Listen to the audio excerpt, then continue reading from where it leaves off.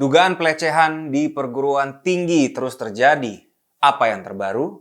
Dan apa kaitan ini dengan Mas Menteri Nadiem? Yuk, mari kita kupas di kacamata Rian Ernest.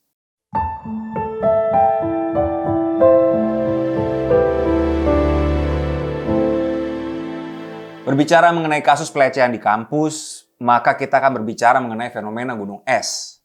Tampak sedikit di permukaan, tetapi begitu banyak disembunyikan di bawahnya atas dalih nama baik kampus.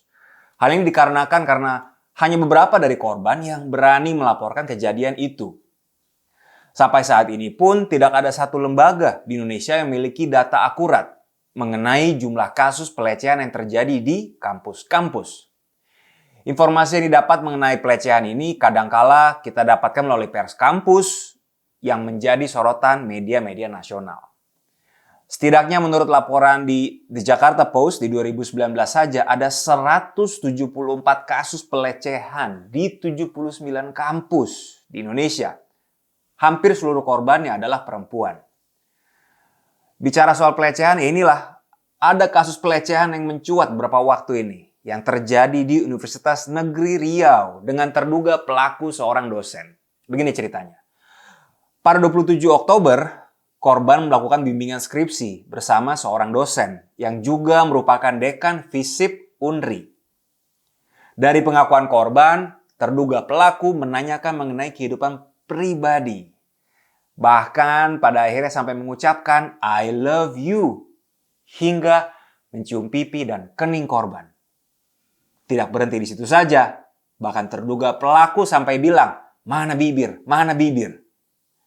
Kalau memang terjadi, ini sungguh biadab. Mendapatkan pelecehan seperti ini tidak membuat korban hanya diam saja. Saya mengapresiasi keberanian korban untuk bersuara. Korban melaporkan tindakan dosennya ini ke dosen lain. Dan si korban meminta ditemani untuk melapor ke ketua jurusan. Namun justru sang dosen yang harusnya membantu malah meminta korban untuk bungkam karena takut terduga pelaku akan bercerai dengan istrinya. Tetapi korban terus berjuang melaporkan kasus ini ke ketua dan sekretaris jurusan. Namun sekali lagi respon yang dia terima sungguh tidak mengenakan. Pimpinan beralasan bahwa terduga pelaku hanya hilaf dan justru orang ini mengolok-olok korban dengan candaan. Lebih aneh lagi, mereka malah memojokkan korban karena korban melakukan bimbingan dengan dosennya tanpa membawa surat keterangan. Serta memberikan saran agar korban menemui terduga pelaku untuk menyelesaikan masalahnya. Lebih konyol lagi, bahkan terduga pelaku berdalih kepada keluarga korban bahwa tindakan dia mencium hanya seperti hubungan ayah dan anak. Keluarga korban balik bertanya kepada terduga pelaku. Kalau dianggap sebagai anak, kenapa mencium di bibir? Melihat tindakan dosen, ketua, sekretaris jurusan yang semuanya menyudutkan korban membuat saya berpikir, sebenarnya mereka sadar nggak sih mereka sudah terjerumus dalam budaya menyepelekan pelecehan dan menyalahkan korban. Menyepelekan artinya memaklumi perbuatan tersebut di tengah masyarakat kita. Memaklumi bahwa hal itu merupakan suatu hal yang wajar dan mudah untuk dimaafkan. Menyalahkan korban terjadi ketika si korban malahan dituduh sebagai penyebab terjadinya pelecehan. Inilah, seringkali korban ditempatkan sebagai pemancing terjadinya pelecehan. Banyak dalih yang dibuat untuk mendukung narasi itu, seperti kamu sih jalan sendirian di malam hari, atau kamu sih pakaiannya mengundang hawa nafsu. Kalau melihat kasus di UNRI ini, korban malah disalahkan karena korban tidak membawa SK pengantar ketika melakukan bimbingan ke dosennya. Menurut saya ini adalah jaka sembung bawah golok. Nggak nyambung, Ketika membahas mengenai pelecehan, maka ada persoalan relasi kuasa di dalamnya. Dikutip dari sebuah jurnal tentang kekerasan dalam pemberitaan media online detik.com, edisi Desember 2015, dikatakan bahwa akar pelecehan adalah permasalahan ketimpangan relasi kuasa antara pelaku dan korban. Dalam hal ini, satu pihak yang lemah akan memiliki posisi yang lebih rendah dan memiliki kecenderungan menjadi pihak yang dirugikan. Perempuan dan mahasiswa pada umumnya akan menjadi pihak yang dirugikan dalam pelecehan di kampus. Adanya relasi kuasa yang timpang antara korban, perempuan atau mahasiswa, dengan pelaku, dosen misalkan, dalam banyak kasus seringkali menghambat investigasi pelecehan itu sendiri. Mengutip dari akun IG Galeri Riau, karena dituduh melakukan tindakan pelecehan, maka terduga pelaku, si dosen, akan menuntut balik korban sebesar 10 miliar rupiah atas dasar pencemaran nama baik. Teman-teman Cokro TV, menuntut korban atas dasar pencemaran nama baik merupakan bentuk dari mengintimidasi dan membungkam kritik. Orang ini akan membebani pengkritik dengan apa? Biaya-biaya di hukum, biaya-biaya lawyer, dan segalanya. Supaya apa? Si pengadu atau si pengkritik ini akan menyerah. Seharusnya terduga pelaku, si dosen, bisa saja menggunakan hak hukumnya nanti. Bila kasus ini sudah selesai diinvestigasi, sudah selesai diperiksa di pengadilan, dan terduga pelaku dinyatakan terbukti tidak bersalah. Nah, itu soal kasus di UNRI. Nah, sekarang kita geser soal Mas Nadiem. Silakan teman-teman Google deh, Permendikbud 30 tahun 2021. Aturan ini jelas-jelas melindungi dan mencegah pelecehan di lingkungan kampus. Menteri Nadiem sukses membuat pintu awal kemenangan para penyintas pelecehan di kampus. Aturan sangat lengkap. Arti dan lingkup pelecehan itu apa, jaminan hak untuk korban, prinsip penanganan, bahkan sampai perintah dari Mas Menteri supaya kampus-kampus itu membentuk satuan tugas pencegahan dan penanganan pelecehan. Dalam kasus UNRI ini, terduga pelaku telah melanggar pasal 5 huruf L Permendikbud ini. Aturannya adalah apa? Menyentuh, mengusap, meraba, memegang, memeluk, mencium, dan atau menggosokkan bagian tubuhnya pada tubuh korban tanpa persetujuan korban. Nah, oleh karena itu, Ketua BEM UNRI mendesak agar terduga pelaku diberhentikan sementara sebagai pendidik dan dekan FISIP UNRI.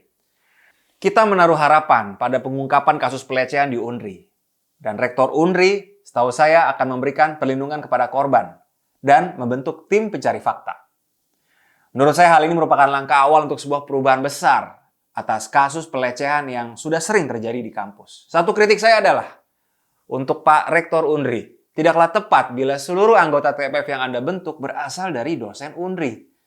Siapa yang bisa pastikan mereka di dalam TPF bukan malah melindungi rekan sejawat dan nama baik kampus? Nah, saya tegas menolak komposisi TPF seperti ini. Lebih bagus bila ada unsur wakil mahasiswa dan orang tua mahasiswa atau dari eksternal kampus agar lebih objektif. Aturan Permendikbud ini, aturan yang melindungi dan menegaskan kemerdekaan seseorang terhadap badannya, kembali dihalangi oleh beberapa instansi. Salah satunya PKS, Partai Keadilan Sejahtera. Mereka menyoroti adanya frasa tanpa persetujuan korban dalam sebuah kasus pelecehan. Mereka membenturkan ini dengan nilai-nilai agama. Oke, kalau kita terus-menerus berkutat dengan narasi yang sudah sangat sering diluncurkan PKS dimanapun, aturan Mas Menteri atau rancangan undang-undang penghapusan kekerasan, dengan alasan tidak sesuai norma agama, tidak sesuai dengan ketimuran, gitu ya. Dan bahkan mengatakan bahwa Permendikbud ini melegalkan kebebasan seks di lingkungan perguruan tinggi atau legalisasi zina. Pertanyaan besarnya teman-teman, mau sampai kapan pelecehan akan terus terjadi tanpa adanya sistem hukum yang melindungi para korban, orang yang lebih lemah relasi kuasanya? Padahal kalau dipahami lebih dalam, muatan peraturan ini sebenarnya lebih menekankan pada upaya pencegahan dan penanganan yang tepat oleh pihak kampus, bukan yang judulnya pelegalan zina atau seks bebas, sebagaimana dituduhkan oleh PKS. Faktanya selama ini banyak kasus pelecehan di kampus tidak ditindak, tidak terhitung sudah berapa ribu perempuan yang pernah menjadi korban di dalam sistem yang tidak memberikan mereka perlindungan. Kita semua orang beragama, saya pun beragama. Negara ini juga berdasarkan ketuhanan yang Maha Esa. Tapi tidak juga semua itu bisa meniadakan konsep bahwa kita, individu, memiliki kemerdekaan atas badan kita. Apalagi untuk mahasiswa yang sudah cukup umurnya untuk mengambil keputusan terhadap diri mereka sendiri. Sekali lagi, kemerdekaan atas badan kita harus tetap dihargai. Ini bukan hanya untuk mahasiswa saja, termasuk kepada apa? Suami dan istri. Contoh, bagaimana dengan perempuan yang tidak ingin berhubungan badan pada saat sudah menikah secara agama? Mungkin perempuan ini sedang tidak mood, lagi haid dan sebagainya. Apakah atas nama agama lo dibenarkan suami memaksa sebuah hubungan.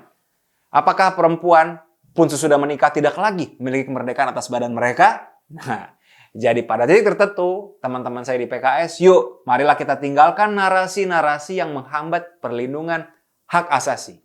Narasi macam ini saya paham lah, tentu adalah hasil hitung-hitungan merawat basis pemilih PKS.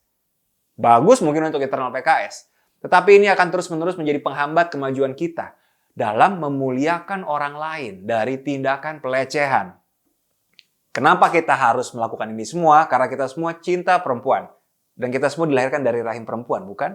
Nah, mari kita muliakan perempuan, kita pastikan sistem hukum kita dapat melindungi mereka dari tindak pelecehan. Semoga. Sampai jumpa di Kacamata Rian Ernest berikutnya.